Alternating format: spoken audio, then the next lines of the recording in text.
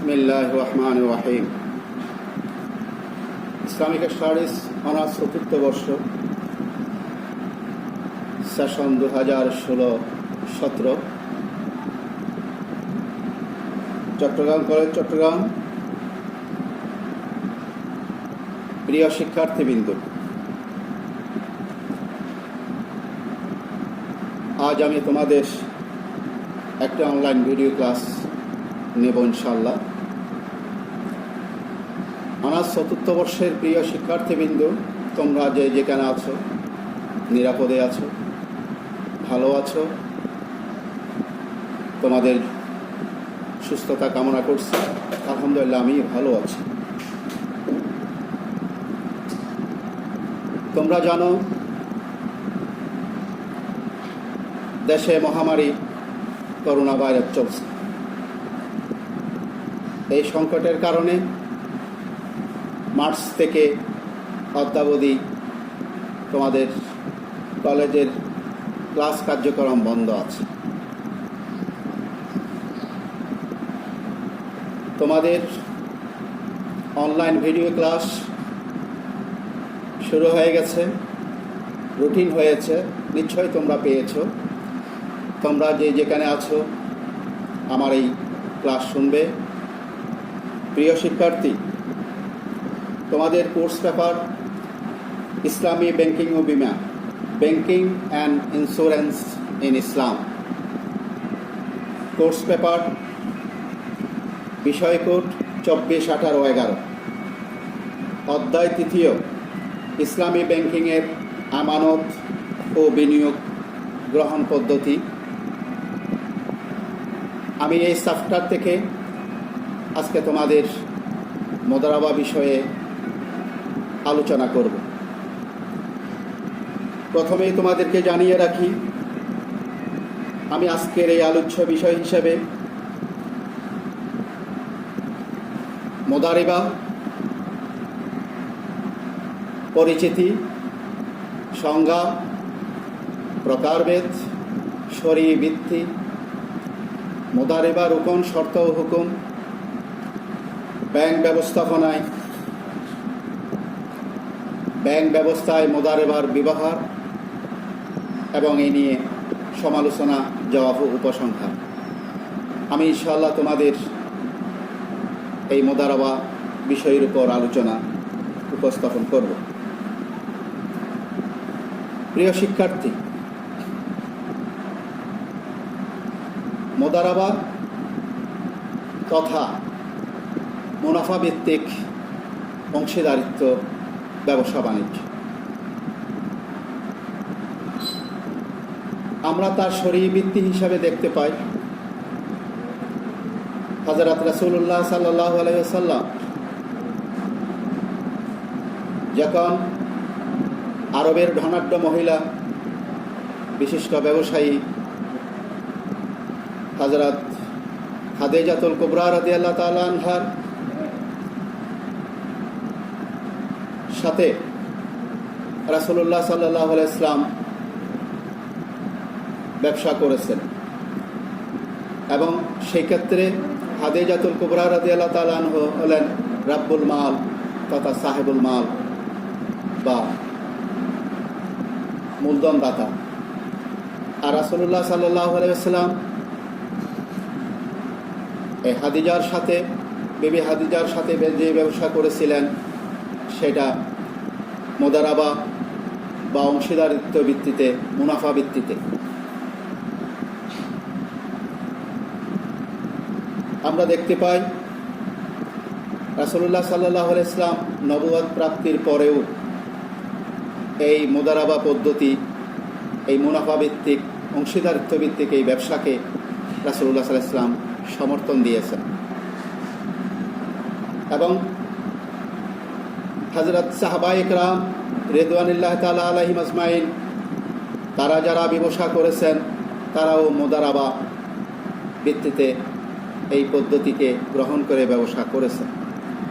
তাই আমি তোমাদের সাথে প্রথম মুদারাবা শব্দ বিশ্লেষণ এবং সংজ্ঞার মাধ্যমে তোমাদেরকে বোঝানোর চেষ্টা করব যে মুদারাবা কি। শব্দটা আরবি, মিম দোয়ালিফ রা বা তা, মোদারাবাত। তার মূল ধাতু দারবুন, দোয়াত রা বা, মূল ধাতু হতে উদ্ভূত। দর্বন শব্দটি আরবি অভিধানে বিভিন্ন অর্থে ব্যবহৃত হয়। দর্বন অর্থ মশিয়ন, চলাফেরা করা। দর্বনত্ব দৃষ্টান্ত, যেমন দর্বন মাসাল, দৃষ্টান্ত দেওয়া। দর্বনত্ব পদাঘাত করা। দর্বনত্ব সফর। দর্বনত্ব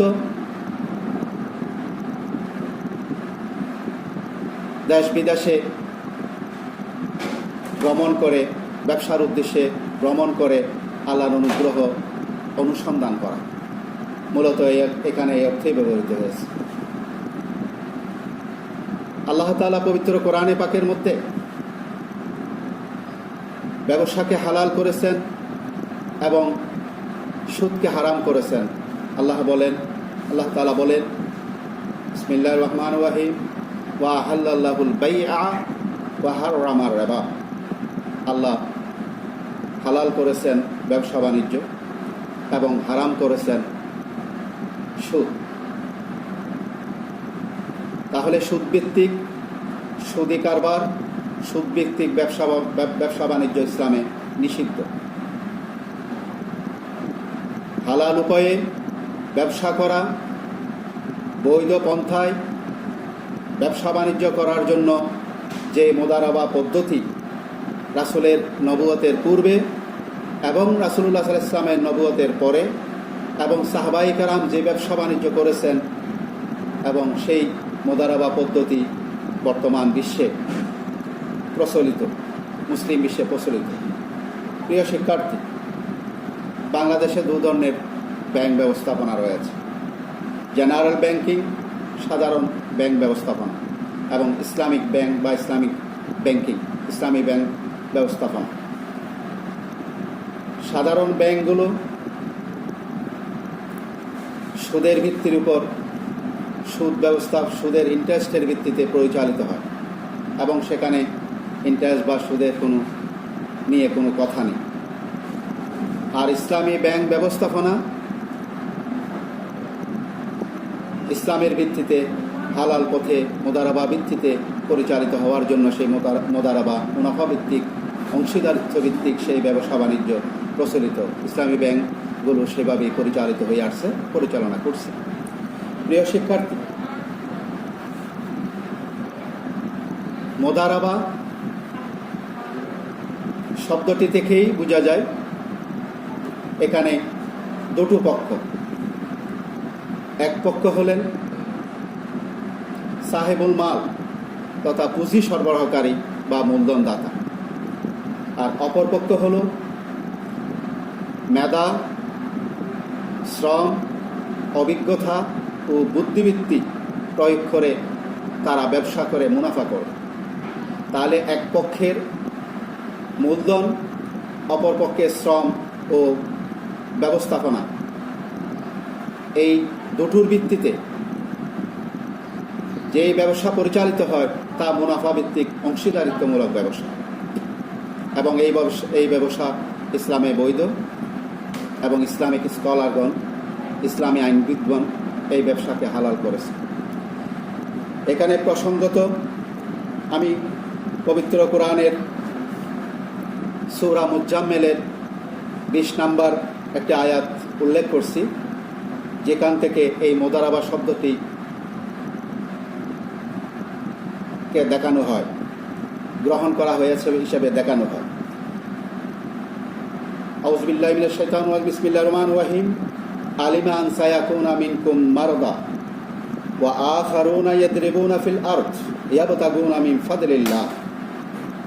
অর্থ, তিনি জানেন তোমাদের মধ্যে কেউ কেউ অসুস্থ হবে, কেউ কেউ আল্লাহর অনুগ্রহ সন্ধানে দেশে বিদেশে ভ্রমণে যাবে। সূরা মুজাম্মেল আয়াত 20। অতএব প্রিয় শিক্ষার্থী, এই আয়াতের ইয়াদরিবুনা ফিল আরদ থেকে মোদারাবা শব্দটি গ্রহণ করার কথা ইসলামিক স্কলার এবং ইসলামী আইনবিদগণ বলে থাকেন। কারণ এই আয়াত থেকেই আল্লাহর অনুসন্ধান, আল্লাহর রিজিক, জীবিকা এবং অনুগ্রহ সন্ধানের জন্য পৃথিবীতে দেশ ভ্রমণ করা, এক স্থান থেকে অন্য স্থানে যাওয়া, এক দেশ থেকে অন্য দেশে ব্যবসায়িক কারণে যাওয়া, সেটা এই আয়াত থেকে বোঝা যায়। অতএব আমরা দেখতে পাই ব্যবসা পরিচালনাকারী প্রতিষ্ঠান বা ব্যবসা পরিচালনাকারী ব্যক্তি, সংস্থা, তারা ব্যবসায়িক কারণে পৃথিবীর বিভিন্ন দেশে গমন করে থাকেন।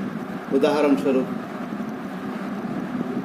যেমন আমাদের দেশে কোনো ব্যবসায়িক বণিক দল চায়না যান, আমাদের দেশের চাহিদা অনুযায়ী তারা চায়না গিয়ে আমাদের প্রতিবেশী দেশ ভারত বা ইতালি, বিশ্বের বিভিন্ন দেশের মধ্যে আমাদের দেশে তারা বিভিন্ন পণ্য গুডস আমদানি করেন। অনুরূপভাবে আমাদের দেশ থেকেও বিদেশের মধ্যে বিভিন্ন দ্রব্য রফতানি হয়। তাহলে আমদানি রফতানি, এক্সপোর্ট ইম্পোর্ট ব্যবসা আজ সারা বিশ্বে প্রচলিত এবং চলছে। প্রিয় শিক্ষার্থী, আমরা মোদারাবার কয়েকটি সংজ্ঞা উল্লেখ করব। এই সংজ্ঞা থেকে মোদারাবার বিষয়টি আমাদের কাছে কনসেপ্ট আরও পরিষ্কার হবে। আইডিবি, ইসলামিক ডেভেলপমেন্ট ব্যাংক, মোদারাবার একটি সংজ্ঞায় বলেছেন, মোদারাবা এক ধরনের অংশীদারিত্ব যেখানে এক পক্ষ সাহিবুল মাল তহবিল সরবরাহ করেন এবং অন্য পক্ষ তার দক্ষতা ও ব্যবস্থাপনা বিনিয়োজিত করেন। তাকে আখ্যায়িত করা হয় মুদারিক বা ব্যবস্থাপক হিসাবে। ব্যবসায় অর্জিত লাভ দুপক্ষের মধ্যে পূর্ব স্বীকৃত অনুসারে ভাগ করা হয়। ক্যাপিটাল বা পুঁজির লোকসান হলে তার পুরোটাই পুঁজি সরবরাহকারী সাহেবুল মাল তথা পুঁজি সরবরাহকারীকে বহন করতে হয়। প্রিয় শিক্ষার্থী, এই সংজ্ঞা থেকেও আমরা মোদারিবা সংজ্ঞার কিছু রূপ বুঝতে পেরেছি। IBBL, Islamic Bank Bangladesh Limited, মোদারাবা ম্যানুয়ালের সংজ্ঞায় মোদারাবা সংজ্ঞাটা এই রূপ দিয়েছে।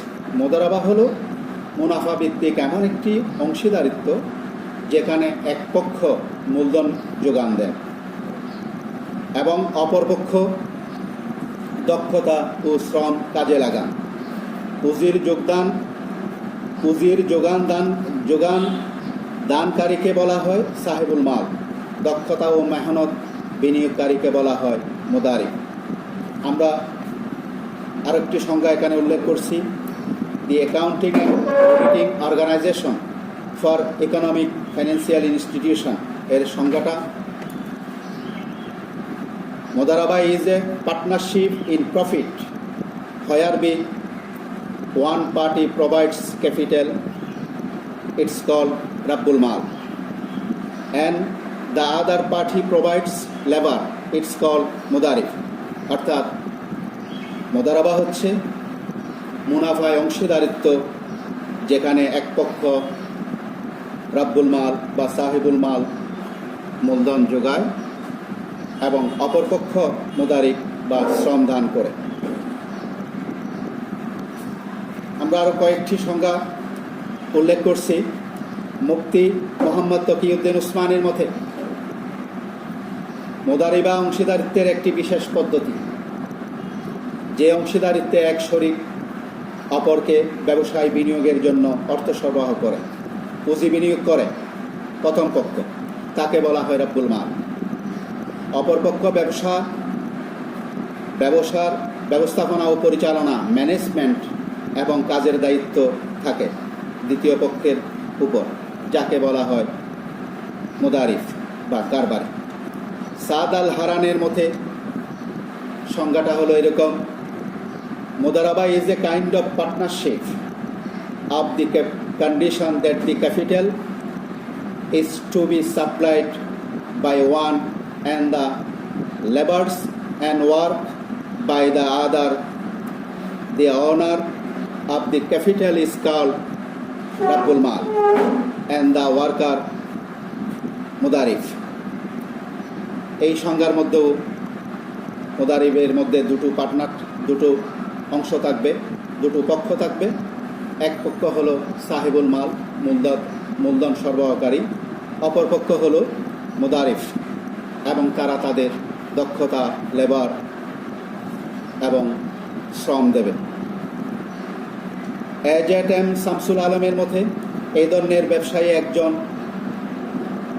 বা এক পক্ষ মূলধন সরবরাহ করেন এবং অপর পক্ষ ব্যবসায়ে অভিজ্ঞতা এবং শ্রম নিয়োগ করেন, সেই ধরনের ব্যবসাকে বলা হয় মুদারাবা পদ্ধতি ব্যবসায়। প্রিয় শিক্ষার্থী, এই সংজ্ঞার মধ্যে স্পষ্টভাবে মুদারাবা ব্যবসা পদ্ধতি দুটো পক্ষ, এক পক্ষ মূলধন দাতা, অপর পক্ষ ব্যবসা পরিচালনাকারী। আমরা ফতোয়ায়ে আলমগীরের চতুর্থ খণ্ডের শরীয়তের পরিভাষায় যে মুদারিবের কথাটা উল্লেখ করেছেন সেটা তোমাদের উদ্দেশ্যে বলছি। এক পক্ষের মূলধন এবং অপর পক্ষের শ্রমের সমন্বয়ে অর্জিত মুনাফায় অংশীদারিত্ব সম্পর্কিত চুক্তিকে মুদারাবা বলা হয়। বেশ সুন্দর। এই মুদারাবার শরীয়তি পরিভাষায় যে সংজ্ঞাটা একদম সংক্ষিপ্ত, খুব সুন্দরভাবে ফুটে উঠেছে। এক পক্ষের মূলধন সরবরাহ, অপর পক্ষের শ্রম। মূলধন আর শ্রমের সমন্বয়ে যে ব্যবসা পরিচালিত হয় এবং সেইখান থেকে অর্জিত মুনাফায় অংশীদারিত্ব সম্পর্কিত চুক্তিকে মুদারাবা বলা। নোট। প্রিয় শিক্ষার্থী,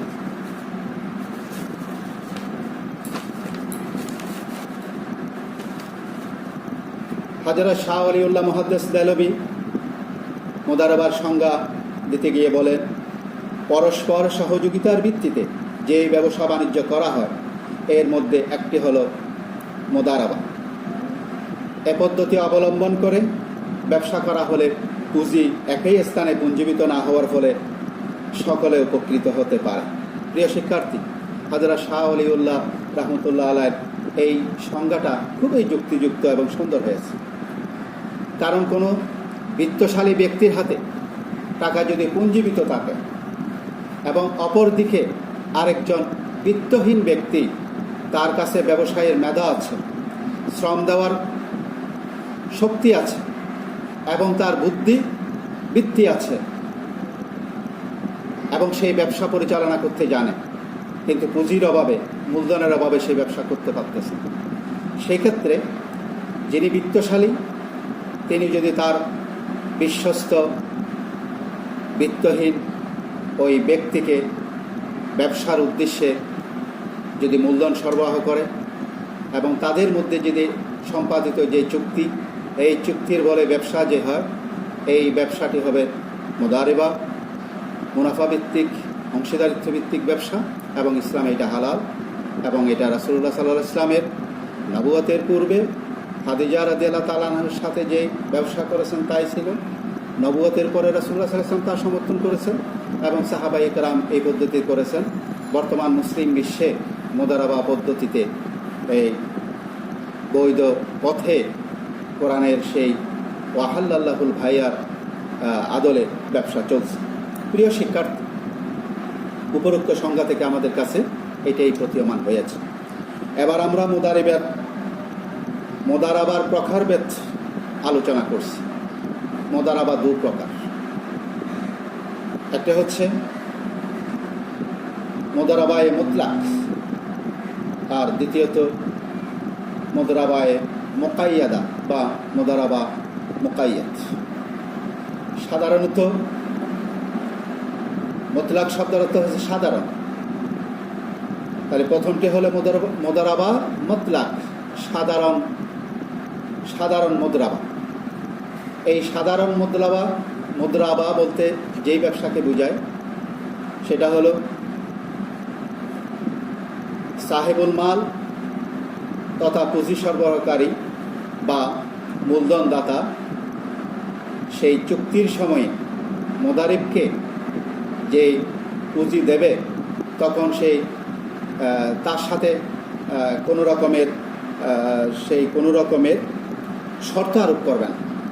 অর্থাৎ শর্ত আরোপ ছাড়াই মুদারিবকে সেই পুঁজি দেবে এবং সে স্বাধীনভাবে ব্যবসা পরিচালনা করতে পারবে এবং সেই পুঁজিদাতা ব্যবসার মধ্যে সে নিয়ন্ত্রণ রাখবে না বা সে করবে না। অপরদিকে সেই স্বাধীনভাবে সেই ব্যবসা পরিচালনা করতে পারবে। আর দ্বিতীয় প্রকার হচ্ছে মোদারাবায়ে মুকাইয়াদা। মুকাইয়াদা হলো সীমাবদ্ধ, নির্দিষ্ট করে দেওয়া। তাহলে বিশেষ মোদারাবা হিসেবে এটা বিবেচিত। আর এই ক্ষেত্রে এই প্রকারের ক্ষেত্রে যেটা হয়, রাব্বুল মাল তথা মূলধনদাতা তার মোদারাবা চুক্তি করার সময় সেই ব্যবসাটার টাইপ অফ ট্রেডস, ব্যবসার ধরন এবং ব্যবসার স্থান এবং ব্যবসার মধ্যে অংশীদারগণের সংখ্যা এবং মেয়াদ সবগুলো নির্দিষ্ট করে তার চুক্তি হয়। সেই চুক্তির ভিত্তিতেই মুদারিবকে বা যেই পক্ষ ব্যবসা করবে দ্বিতীয় পক্ষ তাকে সেই ব্যবসা পরিচালনা করতে হবে। ফর এক্সাম্পল, যেই সব স্থানে ব্যবসা করার জন্য সেই রাব্বুল মাল মূলধনদাতা বলে দিবে, বা যেই প্রকারের ব্যবসা হতে পারে, ফলের ব্যবসা হতে পারে, কাপড়ের ব্যবসা হতে পারে, কোনো মেশিনারি টুলস হতে পারে, অন্য কোনো ব্যবসা, যেই ব্যবসায় হোক না কেন, যেটা তাদের সাথে মোদারাবা সম্পাদন চুক্তি হবে, মোদারাবা চুক্তি হবে, এই চুক্তির মধ্যে যে মুকাইয়াত, যে নির্দিষ্ট বিষয়গুলো উল্লেখ থাকবে তার ভিত্তিতে ব্যবসা করতে হবে। আর এটাকে মোদারাবা মুকাইয়াত হিসেবে পরিচিত। প্রিয় শিক্ষার্থী, তাহলে তোমাদের কাছে একটি বিষয় পরিষ্কার হয়ে গেল। মোদারাবা এটা দু প্রকার, একটা হলো মোদারাবা মুতলাক আর মোদারাবা মুকাইয়াত। প্রথমটি হলো মূলধনদাতা থেকে কোনো শর্ত আরোপ থাকবে না, দ্বিতীয়টির মধ্যে শর্ত আরোপ থাকবে এবং যেটা যেভাবে চুক্তি হবে চুক্তির ভিত্তিতেই সেই ব্যবসা পরিচালনা করতে হবে।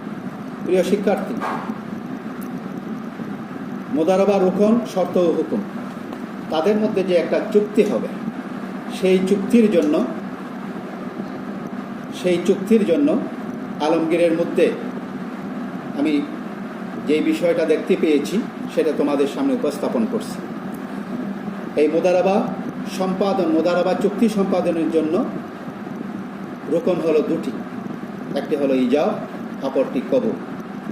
আমরা শব্দ থেকে বুঝতে পারছি ইজাব হলো প্রস্তাব দেওয়া আর কবুল হলো গ্রহণ করা।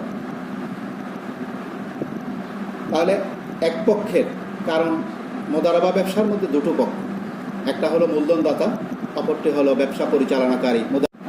যে প্রথম পক্ষ প্রস্তাব, দ্বিতীয় পক্ষ যদি কবুল করে, গ্রহণ করে, তাহলে তাদের মধ্যে মোদারাবা চুক্তি সম্পাদিত হবে। ফর এক্সাম্পল বলতে পারি, মূলধনদাতা বললেন, আমি এই 5 লক্ষ টাকা, আমি মূলধনদাতা এই 5 লক্ষ টাকা কোনো ব্যক্তিকে অথবা ব্যক্তিবর্গকে অথবা কোনো সংস্থাকে অথবা কোনো প্রতিষ্ঠান তথা ব্যাংকে বলল, আমি এই 5 লাখ টাকা, আমার এই 5 লাখ টাকা নাও এবং তা ব্যবসায়ে বিনিয়োগ কর। এতে যে লাভ হবে, যে মুনাফা হবে, তার অর্ধেক আমি পাবো, বাকি অর্ধেক আপনার। এই প্রস্তাব, এই ইজাব মূলধনদাতা যখন দিবেন আর অপরপক্ষ যখন মুদারিব পক্ষ যখন গ্রহণ করবেন, তখন তাদের মধ্যে মুদারাবা চুক্তি সম্পাদিত হয়ে যাবে এবং এইটা বৈধ। সুতরাং মুদারাবা পদ্ধতিতে এই রুকন, এই দুটি রুকন পাওয়া যেতেই হবে, একটা ইজাব আর একটা কবুল। এই দুটার একটা যদি না থাকে তাহলে ইসলামিক কনসেপ্টে, শরীয়তের দৃষ্টিতে তা বৈধ হবে না এবং ইসলামী পণ্ডিতগণ তাই বলে। মোদারাবা সহি বা বিশুদ্ধ হওয়ার শর্তাবলী, এখানে কয়েকটা শর্তের কথা উল্লেখ করছি। পুঁজিদাতা নগদ মুদ্রায় দিতে হবে। 2, চুক্তিকালে পুঁজির পরিমাণ সুনির্দিষ্ট থাকতে হবে। 3, মূলধন নগদ করতে হতে হবে। 4, মূলধন মুদারিবের হাতে নিরঙ্কুশভাবে অর্পণ করতে হবে। 5 সাহেবুল মাল তথা মুদারিব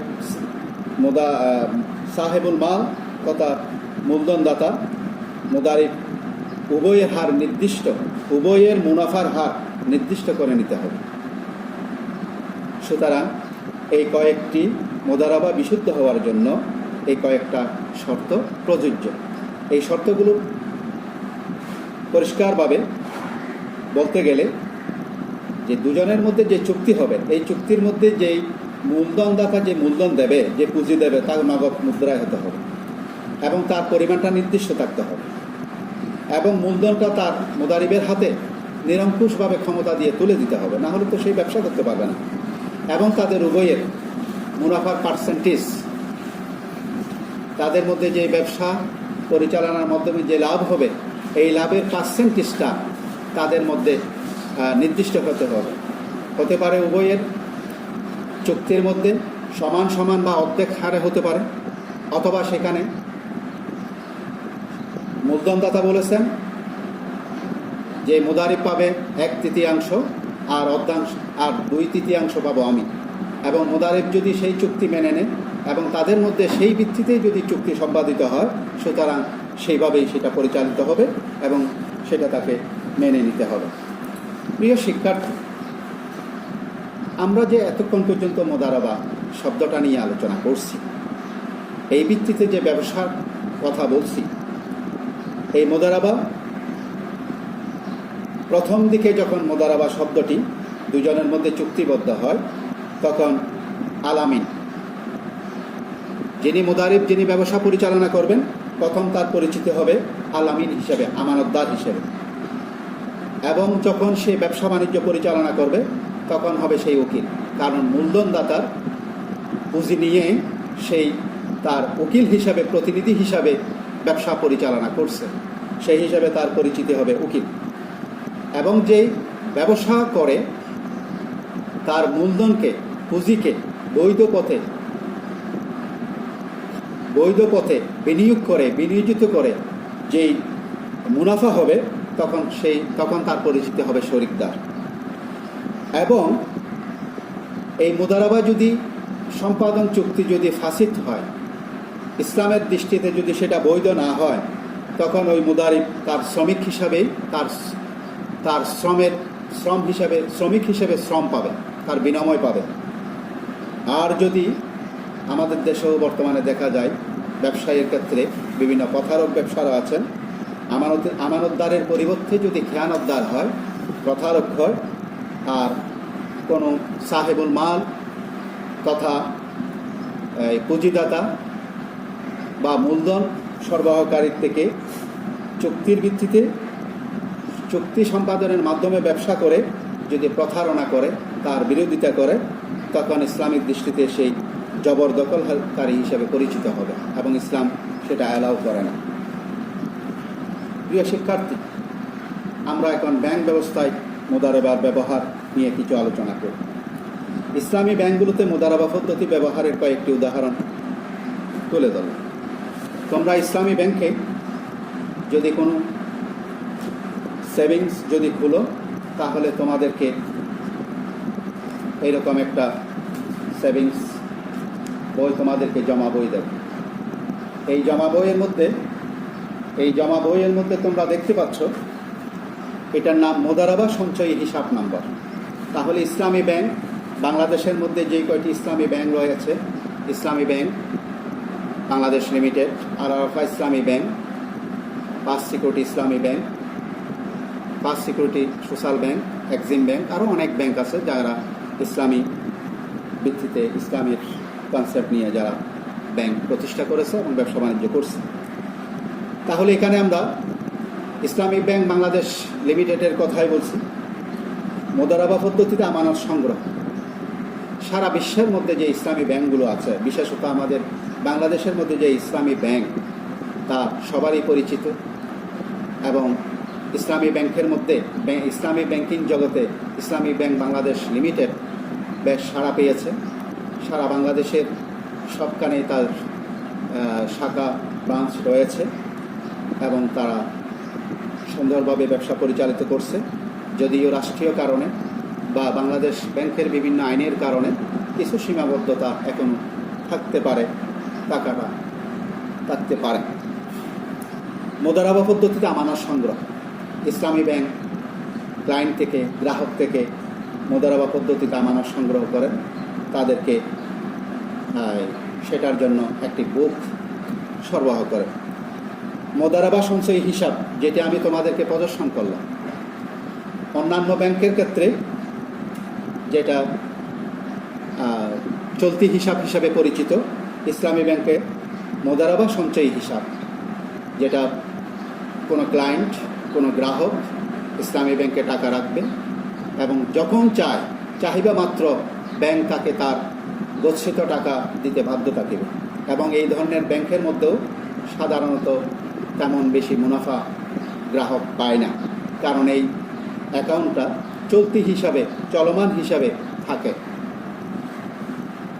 মোদারাবা মেয়াদি সঞ্চয়ী হিসাব, বিভিন্ন ইসলামী ব্যাংকের মধ্যে মোদারাবা মেয়াদি সঞ্চয়ী হিসাব খুলেছে, সেখানে 3 মাস, 6 মাস, 1 বৎসর, 3 বৎসর পর্যন্ত সময় দিয়ে এই মেয়াদি সঞ্চয়ী হিসাব খোলা। প্রিয় শিক্ষার্থী, মোদারাবা শর্ট নোটিশ জমা হিসাব। তাহলে আমরা প্রথম যে মোদারাবা পদ্ধতিতে আমানত সংগ্রহের কথা যেটা বলেছি, এই ক্ষেত্রে ইসলামী ব্যাংক ক্লায়েন্ট থেকে আমানত সংগ্রহ করেন এবং আমানত সংগ্রহকারী হলো ব্যাংক, অপরদিকে গ্রাহক তার পুঁজি সেখানে দেন এবং তাদের উভয়ের অংশীদারিত্বের একটি চুক্তি বা মোদারাবা হিসাব নামে পরিচিত হয়। এই হিসাবের প্রধান বিবেচ্য হল গ্রাহক শর্ত দিয়ে অথবা কোনো শর্ত ছাড়াই ব্যাংকে আমানত প্রদান করে থাকে। ব্যাংক শরিয়া সম্মত ব্যবসা উক্ত আমানত অর্থ বিনিয়োগ করে। বিনিয়োগ থেকে মুনাফা অর্জিত হলে এবং গ্রাহক ও ব্যাংকের মধ্যে চুক্তি মোতাবেক সেই তাদের মুনাফা বণ্টিত হয়। প্রিয় শিক্ষার্থী, আমরা ব্যাংকের ব্যবস্থার আলোচনা করছি। এবার এই পদ্ধতি বা ইসলামী ব্যাংক ব্যবস্থাপনার মধ্যে কিছু সমালোচনার কথা আমরা দেখতে পাই। কিছু ইসলামিক স্কলার, পণ্ডিতগণ কিছু সমালোচনা করেন। প্রথমত হলো মোদারাবা মেয়াদি সঞ্চয়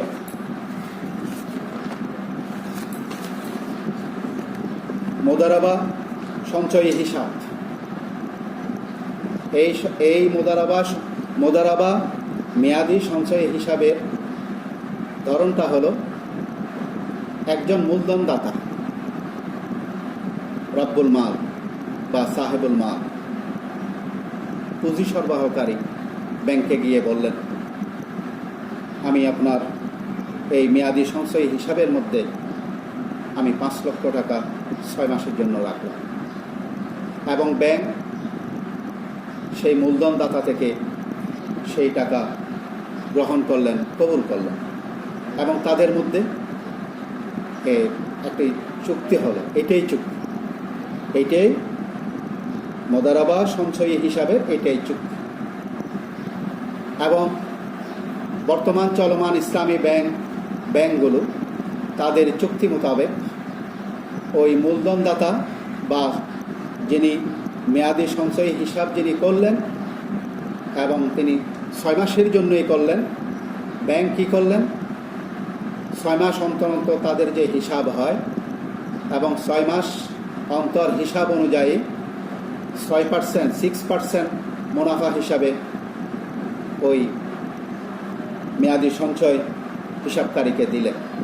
আর মেয়াদি সঞ্চয় মোদারাবা সঞ্চয়ী হিসাব, মেয়াদি সঞ্চয়ী হিসাবকারী তার ওই লভ্যাংশ পেয়ে, তার ওই মুনাফা পেয়ে হয়তো সেই হিসাব ক্লোজ করে দিলেন। এখন এখানের মধ্যে যে সমালোচনাটা হয় বা শরীর দৃষ্টিতে যে নিয়ম লঙ্ঘনের যে কথাটা আসে, ব্যাংক তার বছর শেষে হিসাব করে দেখলেন এই ধরনের মোদারাবা সঞ্চয়ী হিসাবের, মোদারাবা মেয়াদি সঞ্চয়ী হিসাবের মধ্যে তারা যে ব্যবসা করেছেন 7.25 7.25 এখানে মুনাফা হয়েছে।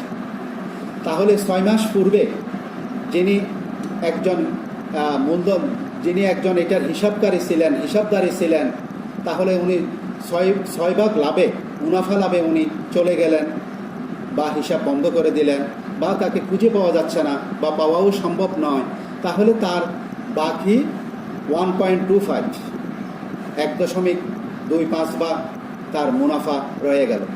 তাহলে ব্যাংকের কাছে এটা থাকা ইসলামী স্কলারগণ, ইসলামী আইনবিদগণ বলেন এটা শরীয়ত লঙ্ঘন। এইভাবে ইসলামী ব্যাংক বিদেশের সাথে ব্যবসা বাণিজ্য করেন, সেখান থেকে যে ইন্টারেস্ট আসে এবং ইসলামী ব্যাংক তারা বলে থাকেন এটাকে আলাদাভাবে ব্যাংক ফাউন্ডেশন বা অন্যভাবে রাখা হয়, সেক্ষেত্রেও ইসলামী পণ্ডিতগণ তাদের প্রশ্নের কথা তুলে ধরেন। এইভাবে ইসলামী ব্যাংকের এখনও অনেক সীমাবদ্ধতা রয়ে গেছে, যেহেতু আমাদের বাংলাদেশের মধ্যে গুটি কয়েকটি ইসলামী ব্যাংক বাদে সাধারণ ব্যাংকের সংখ্যাই বেশি, এবং বাংলাদেশ ব্যাংক আন্তর্জাতিকভাবে বিশ্বের সাথে যে নিয়মে চলে বিশ্ব ব্যাংকিং পদ্ধতিকে অনুসরণ করেই পরিচালিত হয়, এবং ইসলামী ব্যাংকগুলো তাদের কিছু নিয়মকানুন তাদের সাথে যে চুক্তি হয়েছে সেভাবে চলেন, তথাপি তাদের মধ্যে যেই সীমাবদ্ধতা থাকাটা থাকতে পারে। সুতরাং মন্দের বেলা আমরা বর্তমান বাংলাদেশে যে একজন বিত্তশালী ব্যক্তি তার সম্পদ নিজের হাতে রাখাটা জীবনের ঝুঁকি, ব্যাংকে রাখতেই হবে। তাই সরাসরি সুদী ব্যাংকে না রেখে যদি ইসলামী ব্যাংকগুলোর মধ্যে রাখা হয় তথাপি নিজের উত্তম বলে ধরে নেওয়া যায়। এবং পরিশেষে প্রিয় শিক্ষার্থী, আমরা এটার জবাব হিসাবে যেটা দেব, ইসলামী ব্যাংকগুলোর এখনও সীমাবদ্ধতা রয়েছে, এবং বাংলাদেশ ব্যাংকের তফসিলি ব্যাংক হিসাবে সমস্ত ব্যাংকগুলো পরিচালিত হয়। সুতরাং ইসলামী আদলে ইসলামী পদ্ধতিতে পরিচালনার ক্ষেত্রে কিছু সীমাবদ্ধতা থাকলেও তা সময় সাপেক্ষ কেটে যাবে, এবং যত সম্ভব ইসলামী ব্যাংক পরিচালনার ক্ষেত্রে ইসলামী শরিয়া বোর্ড অনেক বাংলাদেশের নামকরা জ্ঞানীরা এবং যারা ব্যাংকিং সেক্টর নিয়ে যারা এই বিষয়ে যাদের জ্ঞান রয়েছে তাদেরকে নিয়ে শরিয়া বোর্ড আছে, এবং এই শরিয়া বোর্ড ইসলামী ব্যাংক পরিচালনার ক্ষেত্রে, বিনিয়োগের ক্ষেত্রে এবং মূলধন দাতাদের সাথে ব্যবহারের ক্ষেত্রে এবং তাদের বিভিন্ন নতুন পদ্ধতি গ্রহণ করার ক্ষেত্রে শরিয়া বোর্ডের নির্দেশনাকে অনুসরণ করে। তাই ইসলামী ব্যাংকে আমাদের আমানত রাখা, ইসলামী ব্যাংকের ভিত্তিতে ব্যাংকের মধ্যে মোদারাবা ভিত্তিতে ব্যবসা করা যায়। অপরদিকে যেটা বলবো, সাধারণভাবে আমাদের দেশে প্রবাসীর সংখ্যা অনেক প্রবাসীরা আছেন, তাদের কাছে অনেক টাকা আছে, বিত্তশালী, সে ধনবান, কিন্তু সেই ব্যবসা জানে না এবং সেই ব্যবসা করতে পারে না। সুতরাং তার জানাশোনা কোনো আলামিন বিশ্বস্ত আমানতদার ব্যক্তি বা কোনো বিত্তহীন কোনো ব্যক্তি, আত্মীয়ের মধ্যে কোনো বিশ্বস্ত কোনো ব্যক্তি তাকে মোদারাবা ভিত্তিতে ব্যবসায়ী করা যেতে পারে। তখন ওই ব্যক্তি যিনি মূলধনদাতা, তিনি তার জানাশোনা ব্যক্তি, বিশ্বস্ত ব্যক্তিকে, আত্মীয় ব্যক্তিকে, যার ব্যবসা করার মতো যার যোগ্যতা আছে, দক্ষতা আছে এবং যার শ্রম দেওয়ার মতো মানসিকতা আছে, তাকে ডেকে তার সাথে চুক্তিবদ্ধ হতে পারে যে আমি তোমাকে এই 2 লক্ষ টাকা দিলাম, এই টাকা দিয়ে তুমি মুনাফার ভিত্তিতে ব্যবসা করো, যে লভ্যাংশ হবে তাতে তোমার অর্ধেক এবং আমি অর্ধেক পাবো, এবং হালাল পথে ব্যবসা পরিচালিত করো।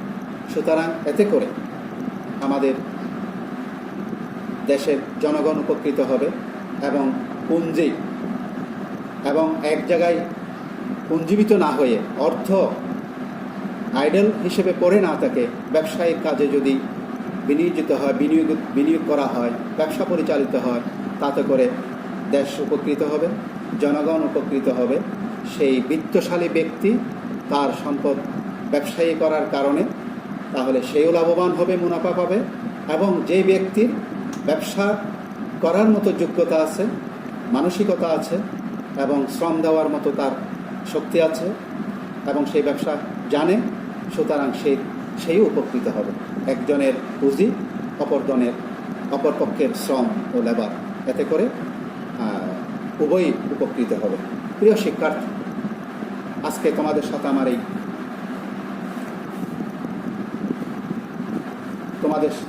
আমার আজকে এই প্রথম অনলাইন ভিডিও ক্লাস। আশা করি মুদারাবা বিষয়টি আমাদের দেশে ইসলামী ব্যাংকে পরিচিত, বহুল পরিচিত শব্দ। এই আলোচনা থেকে তোমরা উপকৃত হবে এবং মুদারাবা মুনাফা ভিত্তিতে, অংশীদারি ভিত্তিতে যে ব্যবসা, সেটা তোমরা বুঝবে এবং আশা করি তোমরা তোমাদের কোর্স পেপারের টপিকসটাও পড়ে নেবে। এবং আমার এই অনলাইন ভিডিও ক্লাসের ব্যাপারে সবাই যাতে তোমরা পুরোটা দেখো এবং শুনো, এবং তোমরা আশা করি তোমরা লাভবান হবে এবং পরীক্ষার ক্ষেত্রেও তোমরা উপকৃত হবে। প্রিয় শিক্ষার্থী, পরিশেষে তোমাদের উদ্দেশ্যে বলবো, তোমরা পড়ালেখার প্রতি মনোযোগী হবে, স্বাস্থ্যবিধি মেনে চলবে, যে যেখানে আছো সতর্কতা অবলম্বন করবে এবং সাবধানতা অবলম্বন করবে। নিজেরা এবং নিজেদের পরিবার, আত্মীয় স্বজন এবং প্রতিবেশী সবাইকে সচেতন করবে। আল্লাহ আমাদের যাতে এই মহামারী করোনা ভাইরাস থেকে দেশকে, জনগণকে, সারা বিশ্ব থেকে যাতে এটি চলে যায়, আবারও আমাদের দেশে সব কিছু সুন্দরভাবে পরিচালিত হয়। পরিশেষে আশা করব আমাদের যাতে ক্লাস কার্যক্রম পুনরায় আবার শুরু হওয়ার সুযোগ আসে, সেই পর্যন্ত তোমাদের সুস্থতা কামনা করছি।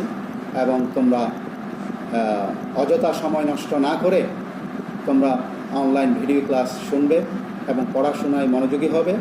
সিলেবাস, প্রত্যেকটা কোর্স পেপার তোমরা পড়ে যাও, কারণ এই অনলাইন ভিডিও ক্লাসের মধ্য দিয়েই তোমাদের কিন্তু সেশন বা তোমাদের ক্লাস কার্যক্রম শেষ হয়ে যাবে এবং তোমরা পরীক্ষার একটু স্বাভাবিক হলেই তোমরা পরীক্ষার দিকে মনোযোগ, পরীক্ষা হয়তো হয়ে যেতে পারে। পরিশেষে তোমাদের সুস্থতা কামনা করছি। তোমরা ভালো থাকো। তোমাদের সবাইকে ধন্যবাদ জানাই। আসসালামু আলাইকুম ওয়া রাহমাতুল্লাহি ওয়া বারাকাতুহু।